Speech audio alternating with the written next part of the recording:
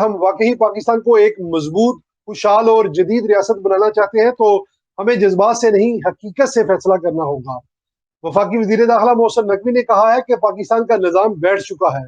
صرف وزیر اعظم کے 10 یا 20 گھنٹے کام کرنے سے یا چند منصوبے شروع کرنے سے، لیپ ٹاپ تقسیم کرنے سے حل نہیں ہوگا، بلکہ نظام کو بدلنا ہوگا۔ اگر ہم ذمہ داری سے اپنے ارد گرد دیکھیں تو کیا یہ بات غلط ہے؟ آج بھی عام آدمی انصاف کے لیے سالوں انتظار کرتا ہے۔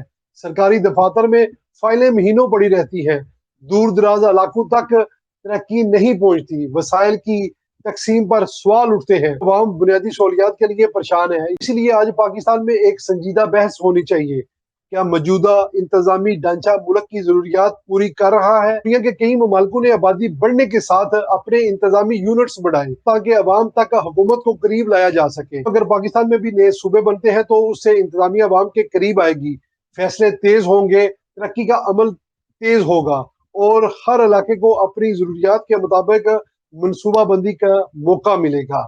کسی صوبے کو کمزور کرنے کی بات نہیں، بلکہ پاکستان کو مضبوط بنانے کی بات ہے۔ لیکن صرف نئے صوبے کافی نہیں ہوں گے، ایسا نظام چاہیے کہ جس میں قانون سب کے لیے برابر ہو، ادارے مضبوط ہو، میرٹ پر قائم ہو اور اختیارات نیچی سطح تک منتقل ہو اور ریاست عوام کی خدمت کرے۔ آج ضرورت الزام تراشی کی نہیں، بلکہ جرات مندانہ فیصلوں کی ہے۔ اگر ہم نے وقت پر فیصلے نہ کیے تو آنے والی نسلیں ہم سے سوال کریں گی کہ جب ملک کو تبدیل کرنے کی ضرورت تھی تب ہم خاموش کیوں رہے۔ پاکستان کی طاقت اس کی عوام ہے اور ایک مضبوط، مستحکم اور مؤثر نظام ہی ایک مضبوط پاکستان کی ضمانت ہے۔